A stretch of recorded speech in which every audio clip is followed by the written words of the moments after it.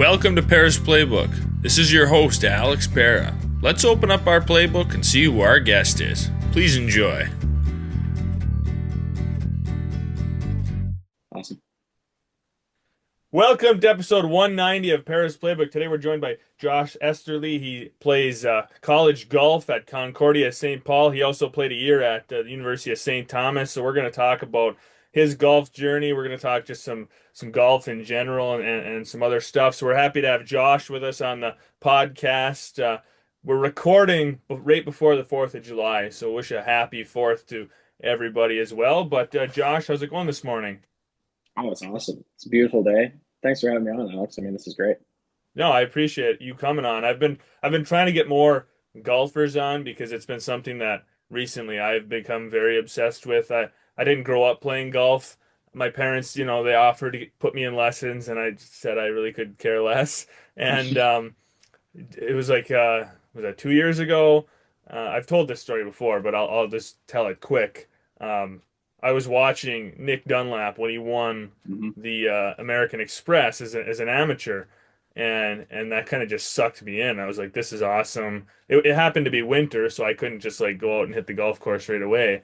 But as soon as the snow melted, I got clubs, and now I'm obsessed. I mean, the game just sucks you in. I mean, you just get Yeah, it's addicting. I mean, yeah.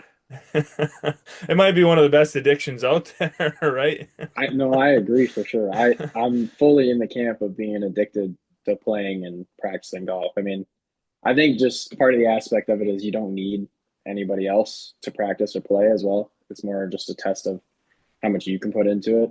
And it's funny that you talk about Dunlap at the American Express. I remember watching that tournament, and I'd followed his amateur career. I watched him win at the USAM, and I was just shaking for him on that last hole. Watching, I mean, he had that like shaky little 4.5 footer to win the tournament. I'm just praying over it, hoping he makes it. It was super fun. But yeah, it's awesome that you got bit by the golf bug. Yeah. Oh yeah. Yeah. No, totally consumed. Got a membership at local club. I try to play at hmm least 3 or 4 times a week.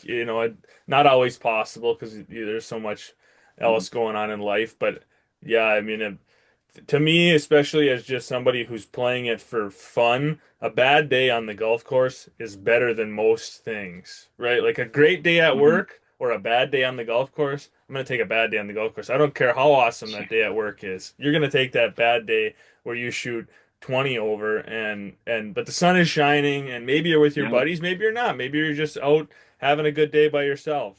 Um, yeah, no, it's just an awesome game. And I think too, as like a beginner golfer, you hit a lot of bad shots, but when you hit a good hmm shot, it makes you feel really, really good. Like you Yeah. could have hit 10 bad ones in a row, but then you hit that good one and you're like, man, this is great. Yeah. I mean, like playing with my buddies, one of my favorite things is seeing like them struggling around and then they finally hit that one good shot and suddenly they're just the happiest person you've ever seen. You can almost see it in their face. It's like that's the shot that's going to bring them back to play again, even if they're struggling. I think that like as you get better in golf, like that's kind of slowly starts to like maybe fade away a little bit because you're hitting more than like one or two good shots around or like that. But I can still remember like at least one shot around in every tournament I played where I was like, wow, that was pretty fun. Like I want to do that again, just to be out there and try and do that again. So yeah, I know that feeling for sure. Yeah. How old were you when you started golfing? I was like 3 or 4. Oh, Um, so you started my right dad, away. yeah, my dad kind of put a club in my hand. I remember we went out. I had like this little U.S. kids putter, this little U.S. kids set. I wouldn't say it was like super serious until probably like high school ish. Um, I played a lot of other sports growing up, football, basketball. I love basketball. Played that through high school until I kind of realized that golf was going to be what I wanted to do. But yeah, started really young, and then it kind of got a little bit more serious around like my sophomore, junior year of high school. I would say, Can you yeah. still hoop? Like, could you go out there right now and I play a can little I can pickup play a or? little. I can play a little bit. We play in an intramural league, the golf team, and we were pretty good. We had one guy on our team. He's incredible, but I can hoop a little bit. I like to go out and play still whenever I can. Yeah, yeah, that's awesome. Yeah, it's always well, I don't know if I'd say it's always fun, but like the college I went to, the football team would always put together Hmm. an intramural team, and it was always fun to play against those guys. But at the same time, they'd usually whoop you. Like you could have a pretty Yeah. good set of team, but if you're a college athlete playing any sport, doesn't matter what it is, golf, Hmm. football, anything. You're more athletic than the rest of us most likely, and Hmm. but it's still fun to like I think that's kind of a neat thing about going to a school that has a Division 2 programs or Division 3 Hmm. programs. You can't do that. A lot of colleges, I would assume, right? University of Alabama, they don't want their football players Yep. playing IM basketball and risking getting hurt. Hmm. So it's kind of a neat thing that you can have this like connection with the college athletes at your Yeah. school, the football team, for you, the golf team, right? Kids can Hmm. play against you guys, and I feel like it kind of brings everybody almost on the same level with some stuff. It's kind of a neat thing. I think there's a little bit of a bigger sense of like community. Like it's a little bit Yeah, of a yeah, smaller. definitely. Like I think especially with the athletes, I remember at St. Thomas, my first year there, it felt like so big. I mean, it's not like the biggest school in the world, but it felt like there were so many people, and there was like a lot of athletes. And I knew a few of them, and like grew some good friendships there. But I feel like the community at CSP is so much smaller and more tightly knit. I would say like everybody knows our like athletic director and everybody knows our like physical therapists, and like we're all in the same room when we're doing that. So it's like I've gotten to know a lot of people from like the track team, football team, just from classes and intramurals and that kind of stuff. It's definitely something too, like that smaller community at Division 2 and Division 3. Yeah. No, there's definitely something to be said for that. It's all what somebody wants to get out of their college journey. Mm-hmm. Obviously, if the D1 way is the way you want to go, but I mean, you can have an incredible experience Mm-hmm. at the Division 2, and we can talk about that here. But we might as well talk about your recruiting. So you Mm-hmm. mentioned St. Thomas. So Yep. let's start in high school, your golf Mm-hmm. recruiting experience, and then initially choosing St. Thomas. Yeah, I want to start off by giving a lot of credit to my parents. I didn't actually sign with St. Thomas until the June of my senior year. So after I had technically graduated. Wow. Um, I was a bit of a late bloomer in golf. I think that like something I've always had in golf is I've always hit the ball really far. Whether the ball's in play or not has kind of always been the issue at hand. I mean, I've had to rein it in over the years a lot, but my sophomore and junior year played like pretty well. At the end of my junior year, I started playing really well. I think I notched like I know it's high school golf, but it was like 10 or 12 straight like top three finishes. Played really well, worked my way into like the top 10 rankings for guys in high school golf. I started taking it a little more seriously. And so my senior year, I hadn't visited a single school my junior year. I had like no prospects. But I remember specifically my senior year, I made this Google Doc and I put every single Division 1 college from A to Z on this Google Doc. And I sent an email to every single college on GolfStat. It's a website where you can check for colleges. It used to be, I think it's clipped now, but I sent an email to every single school and I would notch off like 45 of them a day for a while in the fall. And most of them I didn't get any response. And then if I did get a response, it was, hey, we're not kind of looking for a player at your level right now. I hadn't played in a lot of national events. I didn't do a lot of traveling.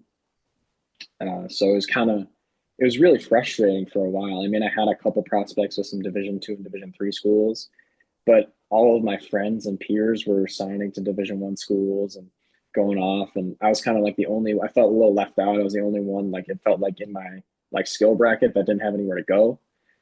Specifically in the spring of my senior year, I mean, it was really frustrating. I have to give a lot of credit to my parents because I can tell for them that they were more worried than anything. I just kept telling them to be patient and we'll wait it out. But it was becoming like I was going to graduate and walk on stage and I had nowhere to go for college. Um, but then I played in my section tournament. So the way that the state tournament works in Minnesota high school is you play in like a section tournament with 8 teams that are kind of in your area. And then if your team makes it through there or you make it through there, you play at state. And I played at my section tournament and I had incessantly emailed Coach Ricci at St. Thomas. I mean, I must have sent this guy like 35 emails. I almost feel bad looking back on it. I think I just spammed his folder with emails and he kept telling me, I says, I have no spot for you. But I think something must have opened up. Either they had someone drop out or someone committed somewhere else because my first and second round at sections, he was actually there, and the weather was like terrible. I mean, it was so windy and so cold, and I played really well for the 2 days. I think I ended up winning by like 5 or 6 shots. Um, Probably the best 2 rounds I played in high school, just considering the weather and how nervous I was that he was there watching. And I was just sitting in my car with a friend of mine at the time, and we were like in the car, and I was celebrating at this little malt shop, and he texts me, he says, "I want to give you on a call," and finally said he had a spot for me. And I just remember calling my parents, and we were all kind of crying in the car because I finally had somewhere to go. It was really nice, and that was kind of how the whole recruiting process worked for me. I think like the biggest thing I took from it is that it sometimes you just got to be patient. I mean, something will eventually happen if you're working hard enough at it. And I think like an advantage for my growth in general as a golfer is that I really wasn't very good right away. I mean, it took a lot. Like I think I've always been someone where if someone practices for 4 hours, it takes me like 8. Like I gotta really put in more time than other people, I feel like, to kind of understand concepts or get better technically. So I think that having to struggle to like find somewhere to play was kind of a big deal for me just as far as like growth as a human being goes for sure. Yeah.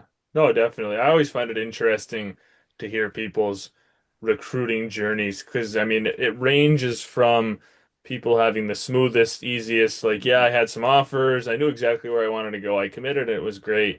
And then, you've got a story like yours where it was looking a little dire there. You were getting Mhm. nervous, you were getting worried, and then you end up getting a Division 1 offer. So I mean, Mhm. there's such a range of recruiting stories. I think it's important to share them too, so other high school athletes can listen and realize like, hey, if I'm in a similar situation, it's okay. I mean, Mhm. obviously, it's when you tell somebody, hey, don't stress. That doesn't automatically Yeah. mean they're not going to stress, but sometimes it Mhm. can help a little bit, especially if you see like, oh, hey, this guy his path is similar to the one I'm on. It worked out for Mhm. him, so it can work out for me too.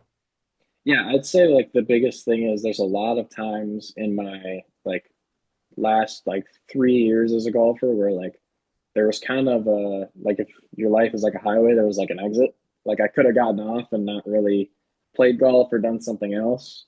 But I think sometimes like there's something to just like sticking to it. Like I've always loved golf and it's what I've wanted to do.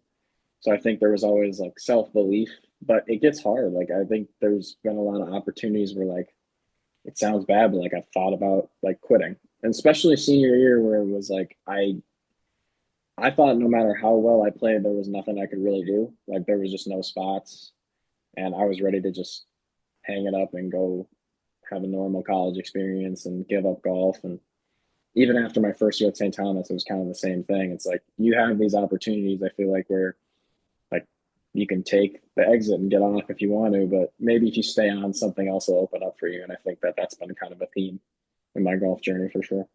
Yeah. So let's talk transfer to Mm-hmm. Concordia. What Yep. kind of made that decision happen for you? Yeah. So you'd think after all the stress of trying to find somewhere to go, maybe I'd get a little bit of a break as far as golf goes. But I went to St. Thomas in the fall, and initially it was pretty good. I mean, I made our first tournament as an individual. I went to a tournament. It was Iowa's tournament, I think, at Blue Top Ridge. It was fun. I didn't play very well, but I felt like things were starting to kind of fall in their way a little bit. Was playing a little better, and then right after that, my freshman year, I developed like a really, really bad case of, I mean, I would even call it like the yips with driver. I was really, really struggling. I mean, from October through the end of my freshman year, I was a full liability to play golf. I mean, I was snap hooking it in woods, push cutting it 100 yards right. I'd hit like 4 balls OB and around and somehow scrape a 78 together. Like it was probably the most frustrating thing I've ever gone through in my entire life because I've always had like driver issues with keeping it straight, but it had never been this bad. I mean, it was to the point I remember specifically I played a qualifying round and I didn't get my first 4 tee shots like off the ground. I basically like top hooked them into fescue and was hitting the ball like 150 yards off the tee. And Coach Rachy and Coach Klein at St. Thomas, they were so nice the entire time. I mean, I was just such a liability on that team. I could feel it too. It was just so tough because I was trying so hard. I mean, there was times where we had a simulator room at school, and I would put a pillow in there and a blanket, and I would legitimately sleep there, and then wake up in the morning, and maybe my teachers won't be happy to hear this, but I would like skip class and hit balls for like 6 hours trying to figure out how to like get my game together because I just could not hit driver.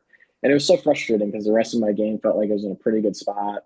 I've always been a really good iron player, and my putter was has always been a good part of my game. So it was just, can I figure out how to hit driver? And I just could not figure out. I mean, I would spend hours in the sim hitting drivers, and then I'd get out on the course, and it would just be terrible. And so coming into like the spring, I had a feeling that maybe I wasn't going to be around for the next year. I was obviously the worst freshman. They brought in three, and the other two are such good buddies of mine. I mean, I live with them now, and they were just so much better than me at the time.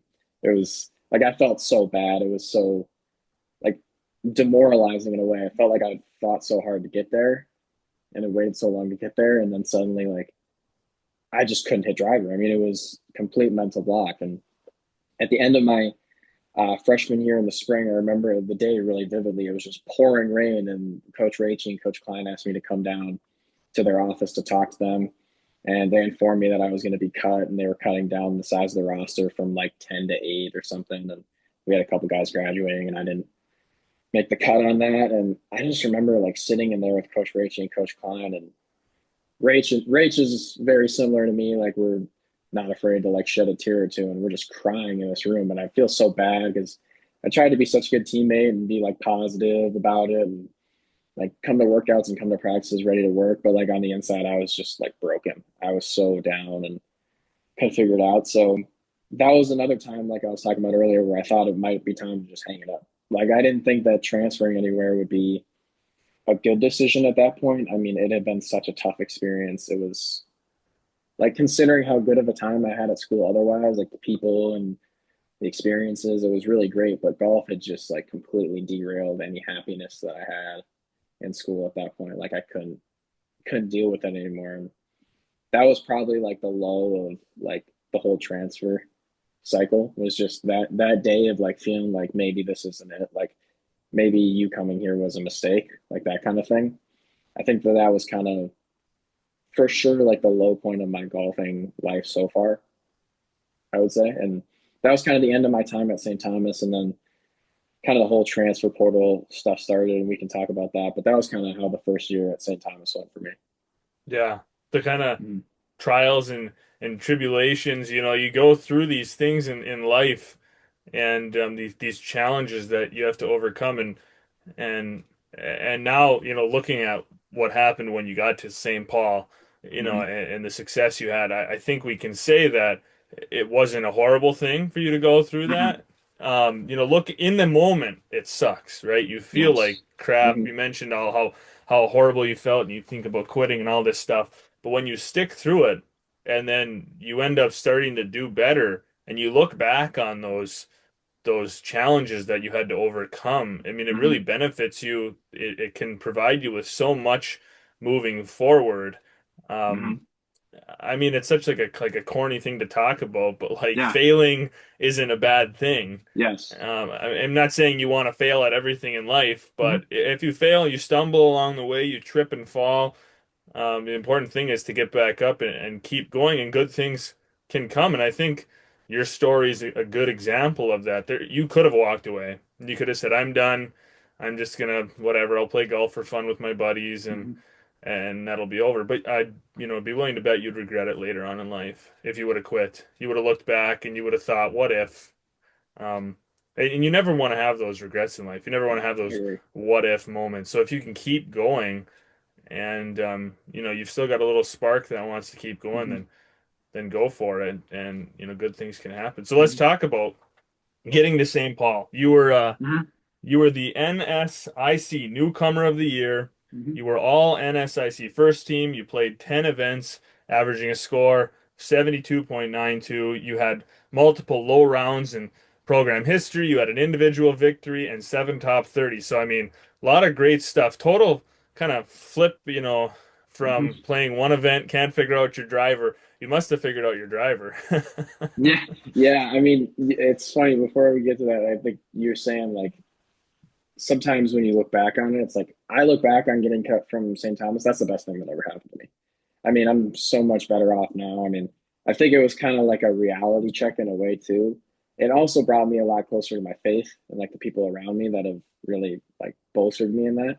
I think that that's probably the best thing that ever happened to me now that I think about it. But yeah, so Coach Peter Mackey at CSB, he works like under the umbrella with Coach Klein at Brent Snyder Golf in Minnesota. They're all like closely connected. So I kind of already had a connection there. Um, Went in for like one in-person meeting with him and just thought it was like perfect. It was a good fit. Um, the CSP boys and the St. Thomas boys, we actually lived like in the same house. Like we have like a little house that we live in. So it was kind of, it was like a 4 minute move down the road. So it made sense like location wise. Um, but yeah, to say I had low expectations coming in was a bit of an understatement. I mean, I was just like hoping I could maybe like play an event, like get in do an Right. event. Just be on the team. Yeah, yeah, just like be part of something, maybe figure out driver.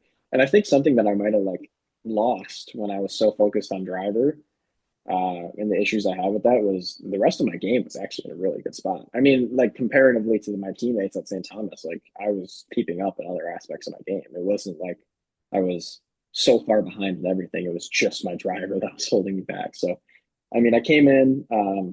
It was really smooth with Pete and transfer process. It was great. I love every minute of it. It was kind of just like an immediate click. Got moved into an apartment down here, started school, and low expectations, like I said. I mean, I didn't play for the first tournament. We had qualifying. And funnily enough, this night's out, I didn't break 80 in our first qualifier. I was still struggling so bad. I went like 84, 82 in our first qualifier. And I was just like, okay, more of the same. Nothing's changing. And then Pete and I worked on some technical stuff with driver. And I got to give a lot of credit to Pete. I mean, he's a wizard technically, but I think the biggest thing he did for me was he actually started to like try and instill some confidence in me. I think that it's almost easier, like if it hadn't have been so bad with driver, maybe it wasn't as easy for him to like instill confidence in me. Because as much as him just saying like good shot and like you can hit this shot with driver, that was kind of all I needed, like to start building a little bit of confidence. And I remember specifically like you're talking about the tournament that you said like I had an individual victory. That was our second tournament of the fall. So I didn't play in our first one. I played pretty well. It was actually a third event, but I played pretty well in our second event as like a B team guy. And then I played really well in qualifying before our third event at the Jewel and just not well enough to make the starting five, but I'd like started to see some trending, like good thoughts with my driver. And so I was our individual, our first individual. So we got 5 spots as a team and I was the first guy out for the first alternate. And I remember we were playing our practice round, and our five guy, he was a freshman, our super nice guy. I love the guy. He was so sick. I mean, he was just like, it looked like he was like dying on the tee. I felt so bad for him. We were playing this practice round. It was like 85 degrees out. He's sweating. He looks like he's going to throw up. And we're in the van the next day heading to the course, and Pete gets a call from him, and he's like, I can't make it. I feel so bad. I'm not going to be able to get out of bed. So that was actually the first time I got a chance at the starting lineup was because he was sick. So I got in at the 5 spot. So now I'm thinking, wow, the pressure's really on now. But for the first time in my life, I got to the tee and I wasn't like shaking hands with driver. Like I'm super nervous golfer on the first tee. I've always had like a bit of the shakes, really nervous, especially when I was going through my driver woes. Like I stand on that first tee and just I would be so scared. But that was the first time where I kind of felt like a little bit calm. And I got to the eighth hole and I was like maybe like one under. I was playing fine. It was nothing crazy, but the first 8 holes in that course are pretty easy. But 8 and 9 are back to back par fives. I smoked the drive on 8, hit a like a 9 iron to like a 10 feet, made eagle. I was like, okay. And then the next hole is also a par five. And I hit a really good mid iron shot to like just short of the green. And then I chipped in for eagle. So now I'm thinking, okay, I just made back to back eagles. I think I'm like 5 under. And then suddenly I'm like really horrified and I got to go to the back nine and play the rest of this round. And I ended up scraping together like a 2 under round in the back nine, which I don't even remember how I did that. I was so nervous after that illegal turn. But I shot 7 under and I ended up shooting 1 under the next day and winning the tournament. And it was such a flip for me because it went from like no expectations, not even making the lineup, to 2 days later I had won my first college event. And I think that that's kind of like people always talk about like that story where the water drips on the stone like really slowly and it doesn't look like anything's happening and then suddenly it breaks. Like that's kind of what it was. It wasn't like there was like a bunch of aha moments in between. Like it just kind of slowly got better. And then suddenly one day I got a break because my buddy got the flu and then I won the tournament. Like that's kind of, and I think it's a good story for people to hear just because like people think that it's going to be like, oh, you see, like I'm going to get a lot better here and here and here. And then suddenly things just kind of go your way. And that's kind of what happened to me. Yeah, I feel like sometimes people think that they're gonna like step out there and they're just gonna know today is gonna be the day that I'm gonna win. Like you just know right before. Um, but I'm sure if you had to guess, you would have never guessed that the first, like that wouldn't have been the day you would have picked to win. You would have probably thought like if it's gonna happen, it'll happen later in the year Yeah. after I've played a few tournaments. Mhm. But no, you've got a super awesome story of. I mean, there's so much to take out of your journey with just like perseverance, not giving Mhm. up, going through tough times and rebounding, coming out of it.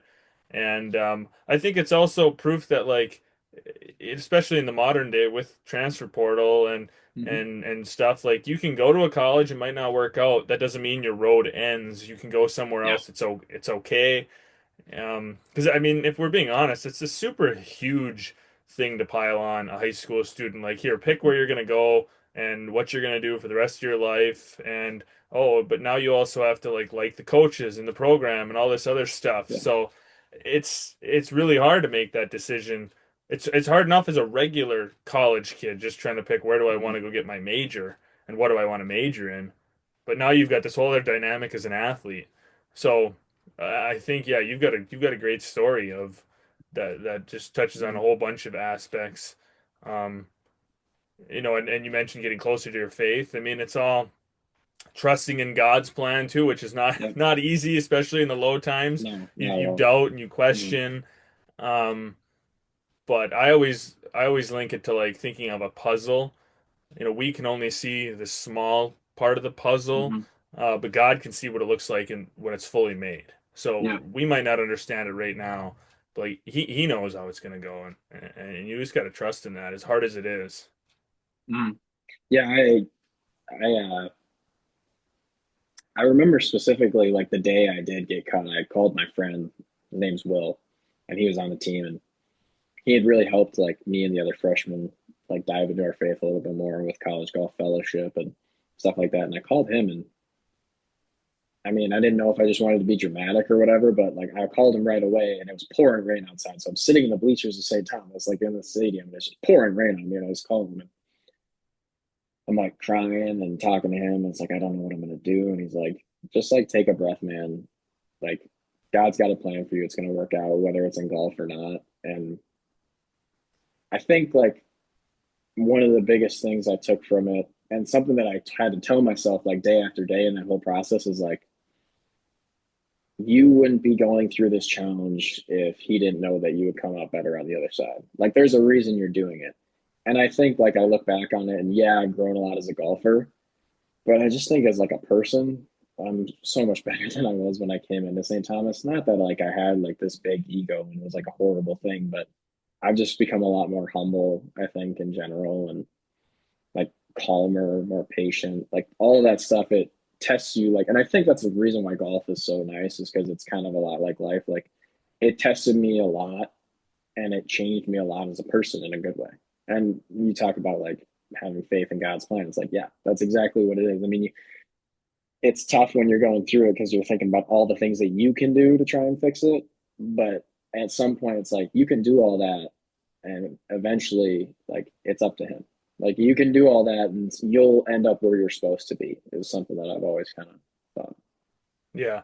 I think Mhm. also too it's important to think about like you can pray for strength, And it's not like you're going to Hmm. wake up the next day and God's just going to make you a strong person. Hmm. He's going to put things in front of you that when you go through those, they'll make you strong.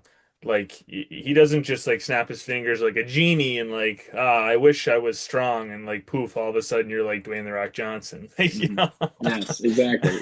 He'll give you challenges to make you whatever you're praying for. And I Yeah. think that that's something that like people like that struggle is real. Like it's you have to go through that in order to get to the other side. And that's something that you look back and you're grateful for. Oh Like yeah. I'm grateful that all that stuff happened to me. And I think like too, there's always that adage of like if you're 2 miles away from somewhere you could walk, or if you're like four, you would drive, but it's 3 miles, so you decide to walk. Like if it was worse, you would actually drive. Like I think that that's kind of how it was for me. Like it was so bad that something had to change. It wasn't like, it's like not great, but it'll like get better eventually. Like it was so bad, and I was so down that something had to change, and that something for me was a transfer and to get closer to my faith and go to CSP and meet Pete and meet all my wonderful teammates. And I think it's important to point out too, like the culture at CSP is incredible. I mean, our two captains, Tommy Marker and Thomas Gutzmer, they took me in like a brother, and like I owe so much to them. I mean, our team was incredible. It's the best team we've ever had there. We won our conference. We went to regionals. We won like half our tournaments that we played in. I mean, those two guys, like they really kind of big brothered me when I was down. Like as much as Pete helped too, and my other friends, like those two guys really made me feel like included, even when I was playing bad. And I think that's the biggest thing. Like when I was playing horrible, they still believed in me. And then when I Yeah. started playing better, it was just like you're just one of the guys, you know. And that was kind of a big deal for me too. No, that's awesome. I mean, you can't ask for much more than that, than having good teammates. Because you Hmm. could go to a lot of places and you could play with a lot of people who are terrible teammates. I mean, they could have looked down on you and been like, man, this guy Hmm. sucks. Like, we don't want him on our team. Like, we got to get this guy out of here. Like, but, but as I feel like it's important to, right, you have to boost your teammates up Yeah. because if you want team success, I mean, golf is an individual sport, Hmm. yes, but when you're in college, right, you want your team to win too. Like 100%. you want team success. You're not going to have that if you tear people down.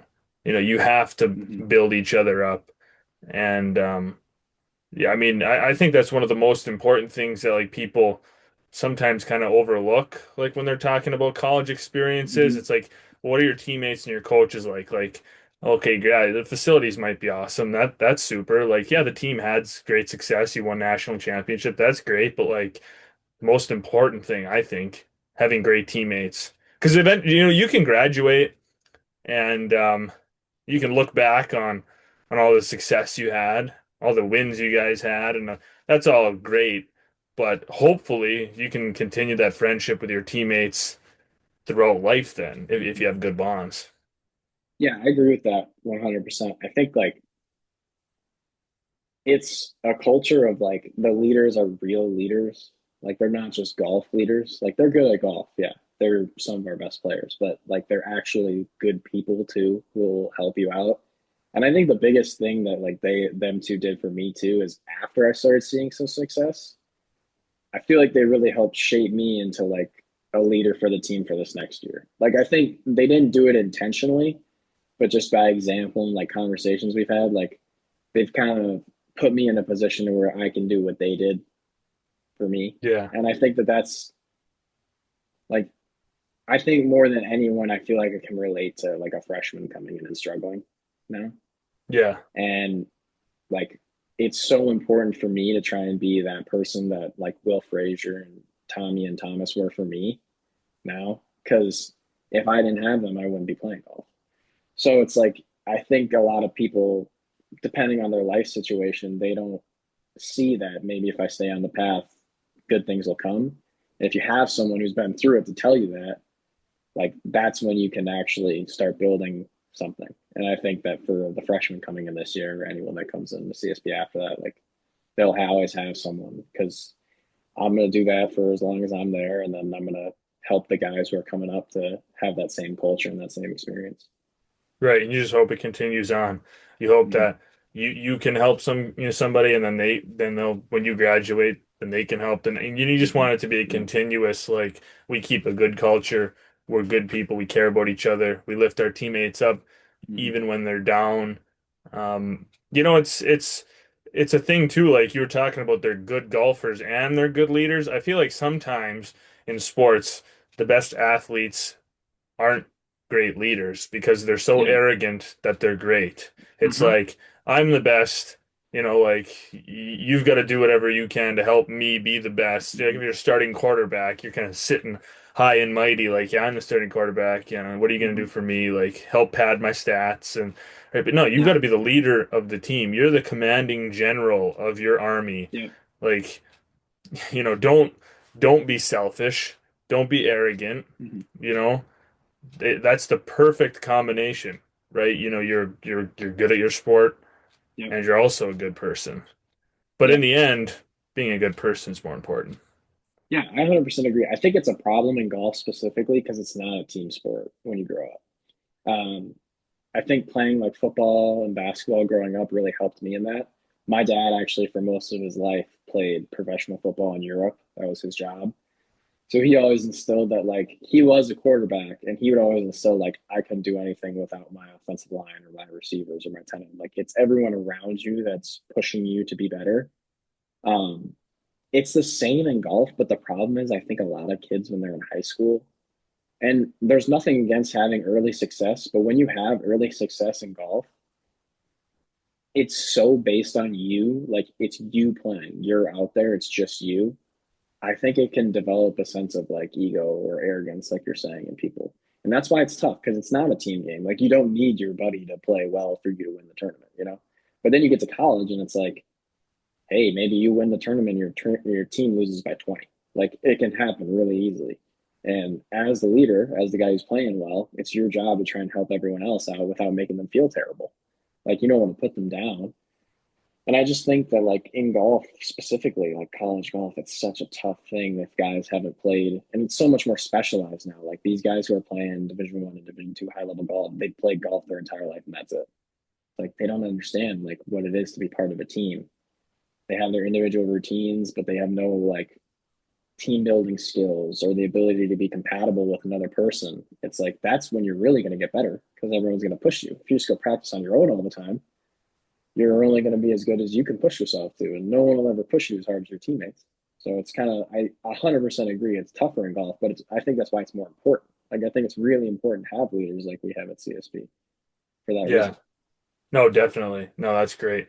Yeah. No, it's all great. I mean, the moral of the story is just to be a good person and be a good teammate. I mean, I Mm-hmm. think that's the message to all high school, all college athletes, just all athletes in general. Like, yeah, you want to be the best you can be athletically, but also be a decent person because I think it's a super awesome thing if you talk to somebody. Maybe they played in the NFL, and when they reference a teammate, they're like, "Man, that guy could carry the ball, but man, he was an awesome teammate. He was such a good person.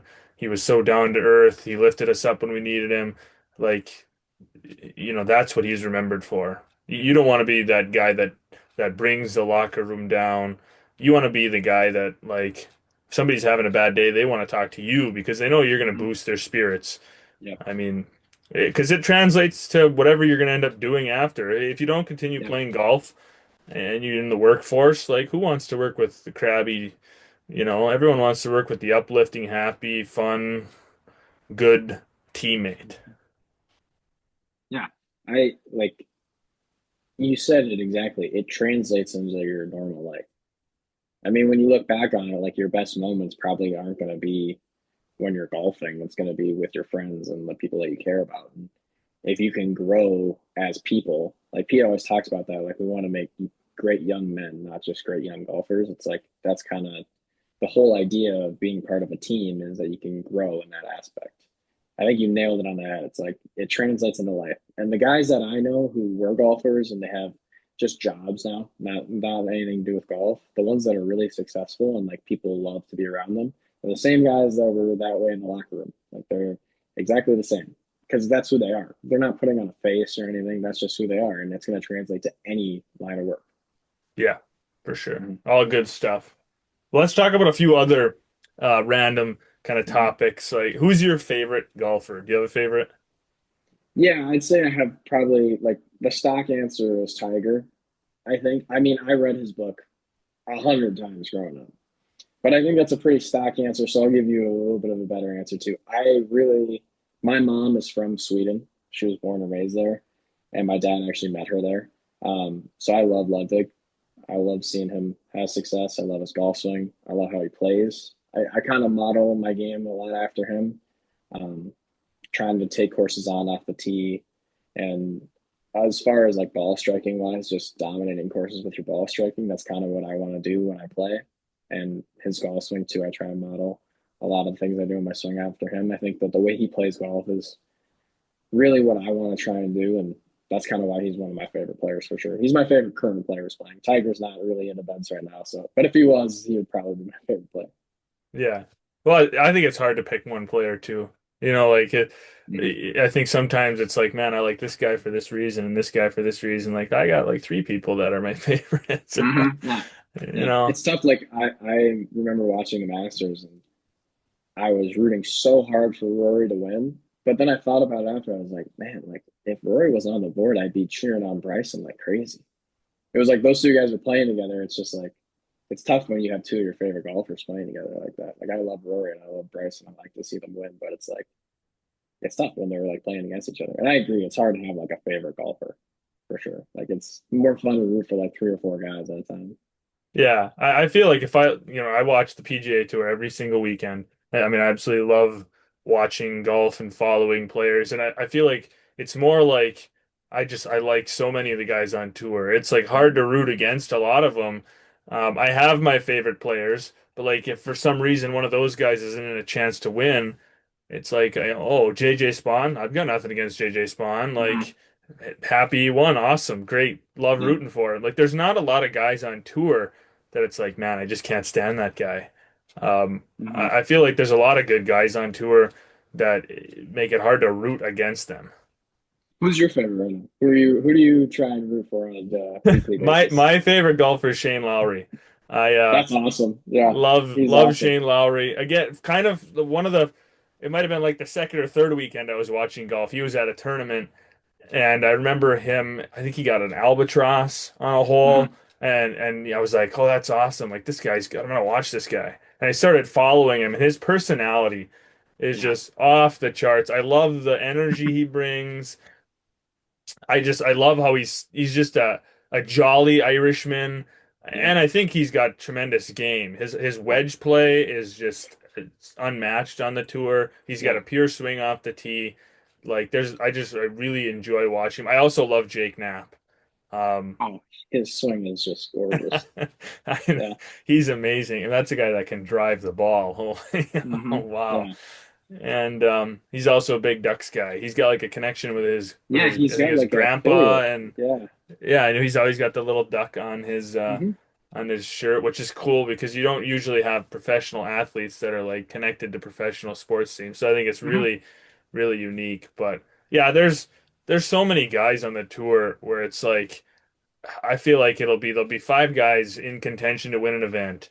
And it's like, man, I'd really like that guy to win, but this guy's never won. Like Keegan and Fleetwood. I really wanted Yeah. Fleetwood to win because he I felt hasn't so won. bad for him, but But I Keegan's great wasn't too. right. I wasn't mad that Mm-hmm. Keegan. It was hard. Yeah. Oh Yeah. man. I like what you're saying about Shane Lowry. You know what I love about him?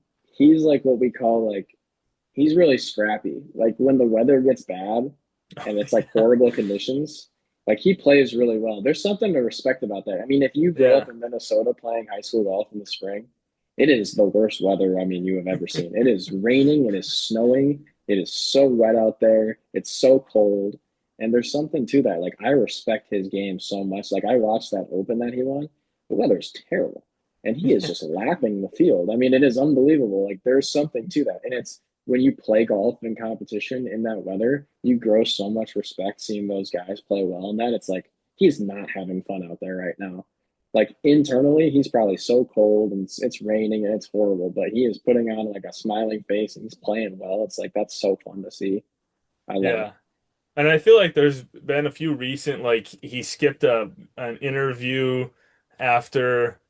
whatever tournament he got runner up at in the last couple months. And like I feel like people are kind of like, oh, bad move. And but he also, I feel like, generally is a guy that kind of like Scotty Scheffler. Like he doesn't always let his emotions. Once in a while, his Hmm. emotions come out. But was it at the U.S. Open?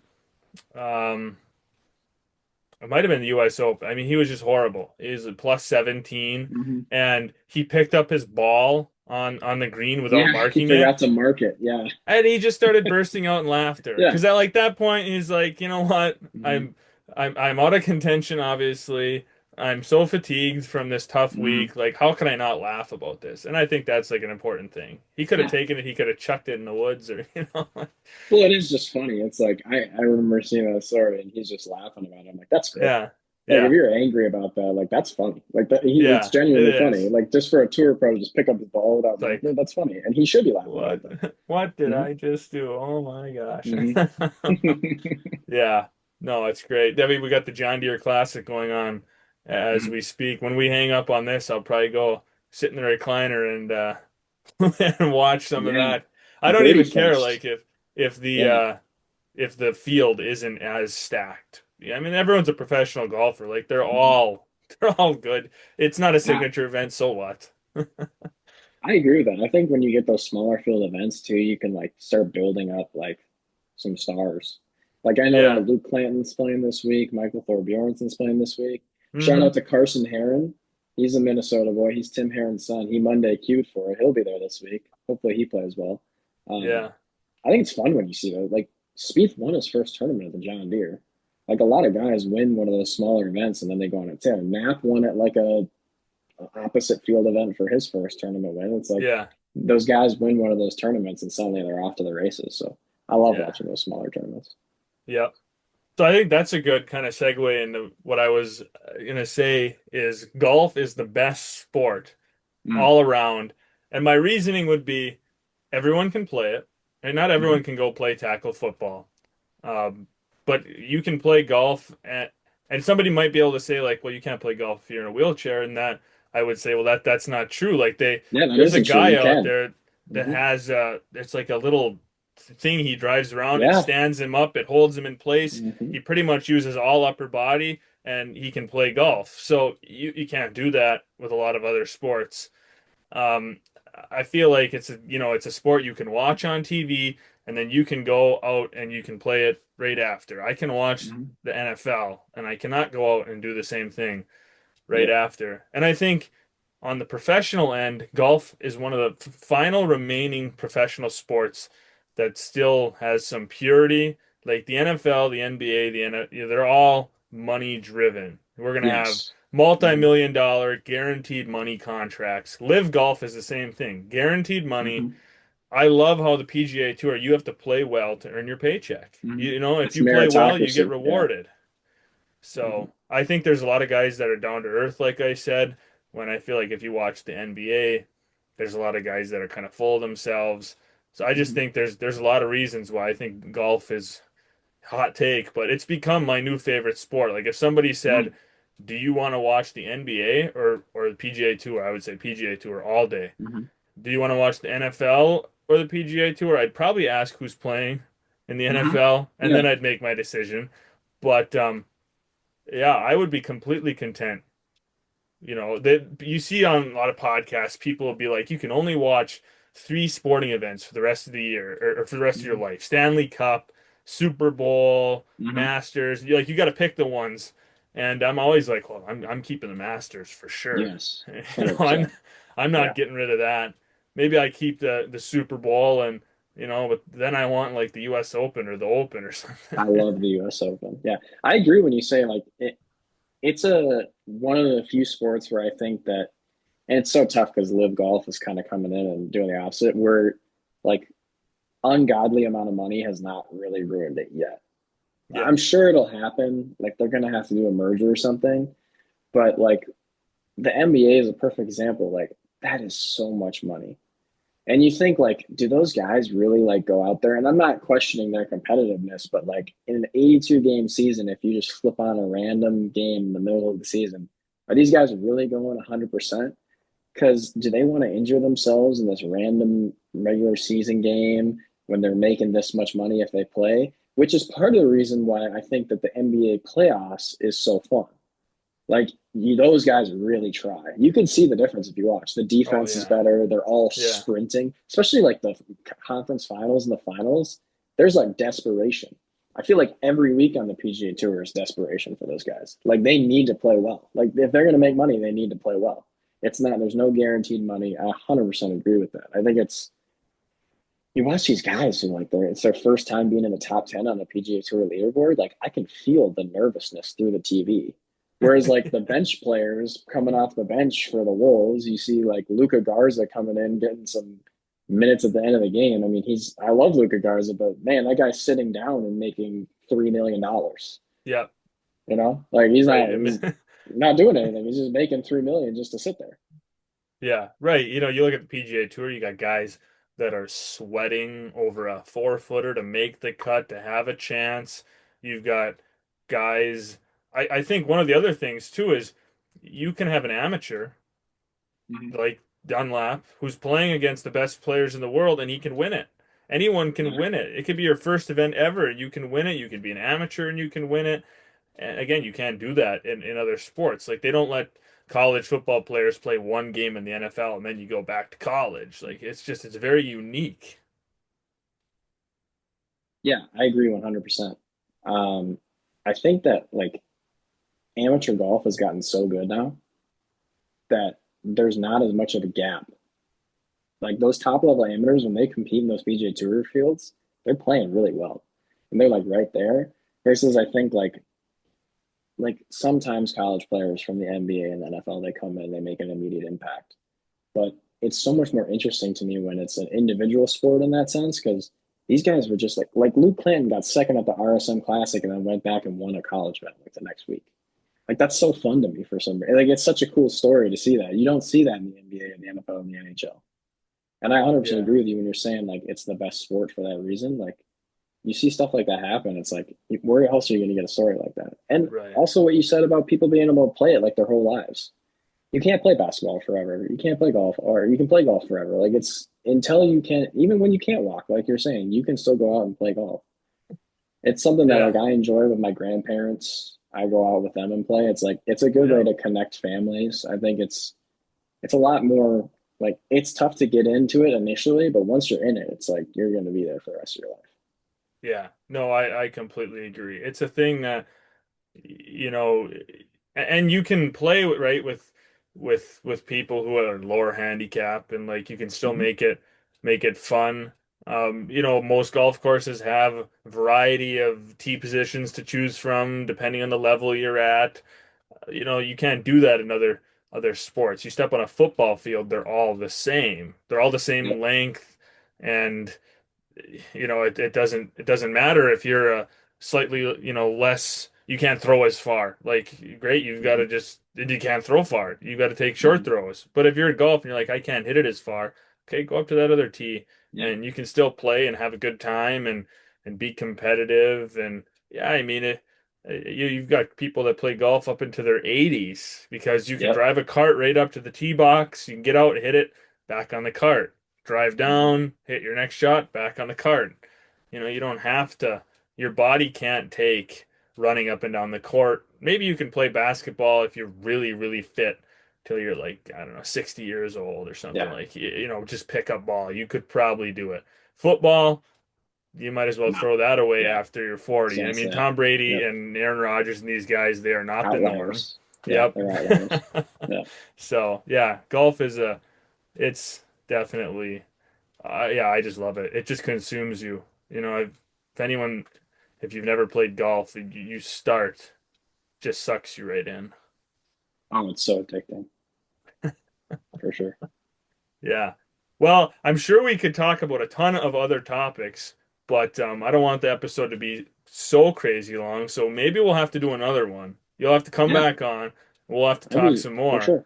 if you're Mm-hmm. down for that. But I really 100%. appreciate you coming on. You've got a great journey to, of moments where you could have given up and you didn't. Perseverance. So I think there's a lot people can get out of looking at your journey. So really Um, appreciate you coming on and sharing that. Thanks, man. Thanks for the opportunity to come on and talk to you. You're awesome. I love what you're doing here. It's great. It's super fun. Appreciate it. Thanks for listening. Please stay tuned for more episodes soon.